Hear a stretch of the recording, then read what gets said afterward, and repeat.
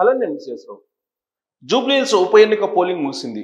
సుమారుగా 50% కొంచెం అటు ఇటుగా పోలింగ్ జరిగింది. అయితే అనూహ్యంగా 60% అలా జరుగుతుందని ఎక్స్పెక్ట్ చేశారు. బట్ ఆ స్థాయిలో జరగలేదు. ఉదయం కొంచెం హడావుడి కనిపించినప్పటికీ మధ్యాహ్నానికి వచ్చేటప్పటికి హడావుడి తగ్గింది. ఈవెన్ 2 గంటలకు కూడా 25% మించలేదు. ఇప్పుడు తాజాగా చూసుకుంటే 50 క్రాస్ అయింది. ఇంకొంచెం పెరగచ్చు, 55 లోపలే ఉంటుంది పోలింగ్ పర్సంటేజ్.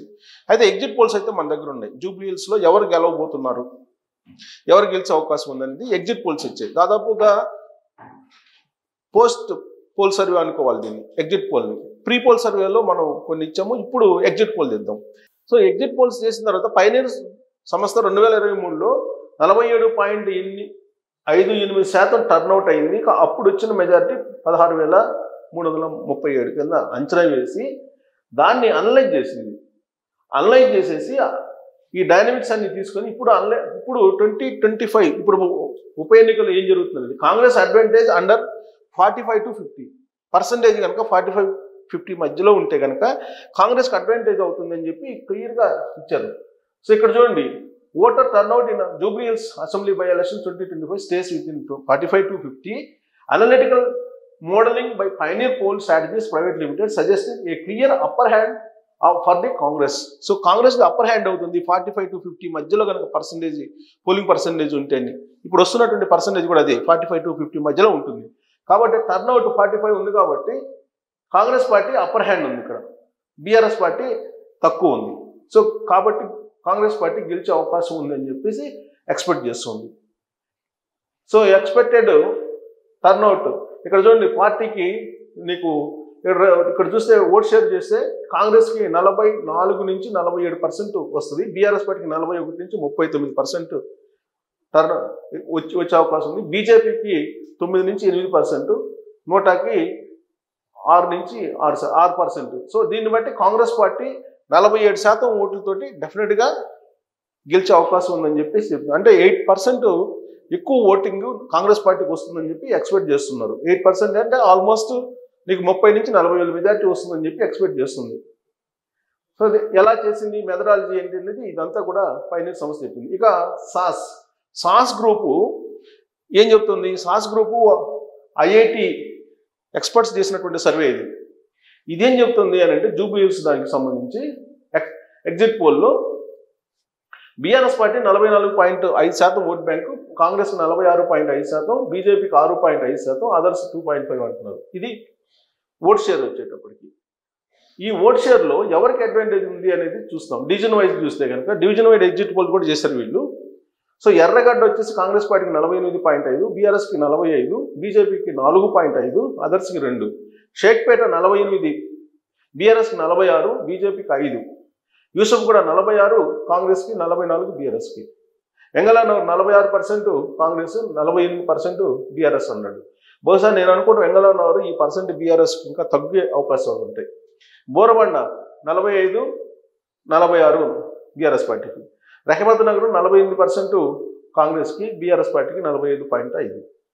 శ్రీనగర్ కాలనీ 44% కాంగ్రెస్కి, బీఆర్ఎస్ పార్టీకి 46.5 అని చెప్పి ఇస్తూ ఉన్నారు.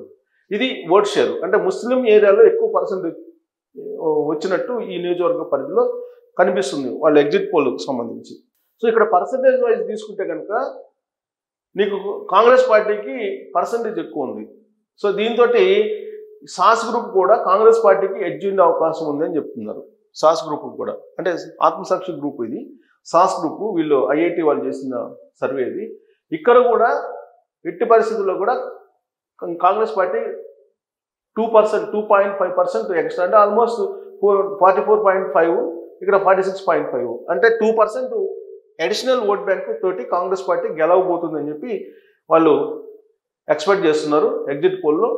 అలాగే పైనీర్ కూడా అదే చెప్తుంది. పైనీర్ కూడా నీకు బీఆర్ఎస్ పార్టీకి అలాగే కాంగ్రెస్ పార్టీకి వీళ్ళైతే 8% చెప్తున్నారు. 8% పైనీర్ అయితే 8% చెప్తున్నారు. అవుట్ రైట్గా 8% ఎక్కువ వచ్చే అవకాశం ఉంది కాంగ్రెస్ పార్టీకి అని. కానీ 2% మాత్రమే ఎక్కువ వస్తుందని చెప్పేసి సాస్ గ్రూప్ చెప్తుంది. సో అటు సాస్ గ్రూప్ చెప్పినా ఇటు పైనీర్ చెప్పినా కాంగ్రెస్ పార్టీ గెలవబోతుంది ఖచ్చితంగా జూబ్లీహిల్స్ ఉప ఎన్నికల్లో అనేది చాలా క్లియర్గా ఈ ఎగ్జిట్ పోల్స్ చెప్తున్నాయి. దీనికి కారణం ఏంటంటే ఎలక్షనీరింగ్లో కాంగ్రెస్ పార్టీ చాలా పకడ్బందీగా గ్రౌండ్ లెవెల్లో నిలబడింది. బీఆర్ఎస్ పార్టీకి సంబంధించినటువంటి ఏజెంట్లు కానీ బీఆర్ఎస్ పార్టీకి సంబంధించిన నాయకులు కానీ తీరా పోలింగ్ రోజు వచ్చేటప్పటికి యాక్టివ్గా కనిపించలేదు అనేది పోలింగ్ సరళిని బట్టి చూస్తే అర్థమవుతుంది. పైగా అధికారంలో కాంగ్రెస్ పార్టీ ఉంది. సహజంగా అధికారంలో ఉన్నటువంటి పార్టీకి అడ్వాంటేజెస్ ఉంటాయి. అటు అధికార యంత్రాంగం నుంచి కానీ లేదా ఓటర్స్ నుంచి కానీ లీడర్స్ నుంచి కానీ కొంత సానుకూలమైనటువంటి అంశాలు ఉంటాయి. ఓటర్స్ ఓటేసేటప్పుడు ఇప్పుడు బై ఎలక్షన్స్లో బీఆర్ఎస్ పార్టీకి వేసినందువల్ల ఏంటి లాభం అనేది ఒకటి ఆలోచించుకుంటారు. వేసినందువల్ల వచ్చే లాభం ఏంటి, వెయ్యకపోతే వచ్చేటువంటి లాభం ఏంటి అనేది ఆలోచించుకుంటారు. వేస్తే లాభం ఉంటుంది, వెయ్యకపోతే ఏముండదు. ఈ కాన్సెప్ట్లో బహుశా ఓటర్స్ థింక్ చేసి ఉండొచ్చు. రెండు, అధికార యంత్రాంగం. ప్రస్తుతం అధికార పార్టీ ఏదైతే ఉందో అధికార పార్టీ దానికి అనుగుణంగా యంత్రాంగం ఉంటుంది ఎప్పుడు కూడా. గతంలో కూడా బీఆర్ఎస్ పార్టీ అధికారంలో ఉన్నప్పుడు జరిగినటువంటి ఉప ఎన్నికల్లో అదే జరిగింది. అధికారంలో ఉన్నారు కాబట్టి వాళ్ళు అధికార యంత్రాంగం అనుకూలంగా చేస్తుంది. ఇక మూడో పాయింట్ ఏంటంటే ఎలక్షనీరింగ్. అధికారంలో ఉన్నటువంటి వాళ్ళు సహజంగా ప్రతిపక్షం కంటే కూడా కొంత ఖర్చు పెట్టగలరు, అలాగే సావధాన భేద దండోపాయాలను ఉపయోగించగలరు.